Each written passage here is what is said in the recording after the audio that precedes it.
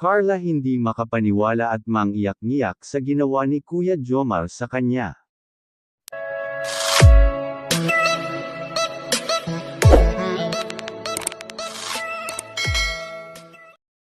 Sa video natin ngayong araw ay pag-usapan po natin ang nakaraang Part 29 ng Jump Car serye na kung saan ay ni-prank ni Kuya Jomar si Carla sa pamamagitan ng pagkuha nito ng cellphone ng dalaga na ayon sa kanya gusto niyang buksan at makita ang pictures nito.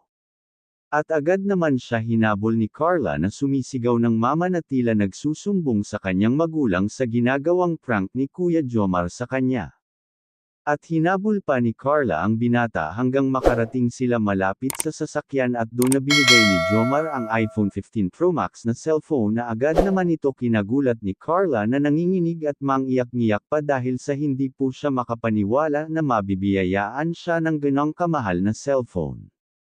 Dahil alam naman natin na medyo kapos sa financial ang pamilya ng ating idolong si Carla kaya hindi niya lubos maisip na magkakaroon siya ng ganon kamahal na cellphone. Kaya ganon na lamang ang reaksyon niya nun pag-abot ni Kuya Jomar sa kanya ng cellphone na halos hindi po siya makapaniwala magkaroon siya nun. Kaya maraming salamat sa mga generous na sponsors na nagbibigay ng tulong sa ating idol na si Carla. O mga calling up na sorpresa ba kayo sa ginawang prank ni Kuya Jomar kay Carla?